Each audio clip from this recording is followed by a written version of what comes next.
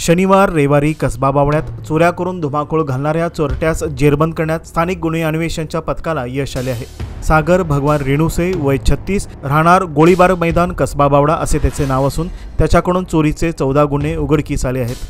चोरीतील 175 gram सोन्याचे दागिने आणि 2 किलो 650 ग्रॅम चांदीच्या दागिन्यासह 20 लाख रुपयांचा मुद्देमाल पोलिसांनी जप्त केला आहे। याबाबत अधिक माहिती अशी की हवालदार पाणद येथील एका अपार्टमेंटच्या पार्किंगमध्ये दुचाकीतील पेट्रोल एक तरुण चोरत असल्याचे काही नागरिकांच्या निदर्शनास आले।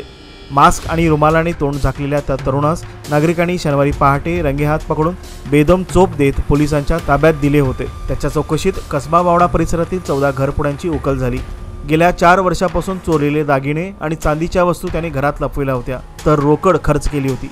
पोलिसांनी त्याच्याकडून सोन्या चांदीचे दागिने आणि वस्तू जप्त केल्या आहेत। कसबा बावड्यात एका बँकेत सफाईचे काम करणारा रेणुसे याच परिसरात घरफोड्या करीत होता। त्याच्याकडून आणखी काही गुन्ह्यांची उकल होण्याची शक्यता पोलिसांनी वर्तवली आहे। निरीक्षक रवींद्र कमळकर यांच्या मार्गदर्शनाखाली उपनिरीक्षक जालिंदर जाधव, अंमलदार सोमराज पाटील, वसंत पिंगळे, संदीप पाटील, सुरेश पाटील, राम कोळी, रुपेश माने, कृष्णात पिंगळे, अमित सरजे, अरविंद पाटील, विलास किर्लोळकर यांनी ही कारवाई केली। बँकेत साफसफाईचे काम कसबा बावडा परिसरात 2021 पासून करताना घरफोड्या करून धुमाकूळ घालणारा चोरटा सागर रेणुसे हा पोलिसांच्या हाती लागला नव्हता। बँकेत साफसफाईचे काम करीत असल्याने सागर रेणुसे हा चोरीसाठी सुटीचा दिवस निवडत होता। बहुतांश घरफोड्या त्याने शनिवारी आणि रविवारी केल्याचे तपासात उघडकीस आले। चोरीसाठी त्याने पूर्ण तोंड झाकणारा मास्क तयार करून घेतला होता। कसबा बावड्यातील बंद घरे हेरून तो रात्रीच्या वेळी चोरी करून चिताफेने शेतातून पसार व्हायचा।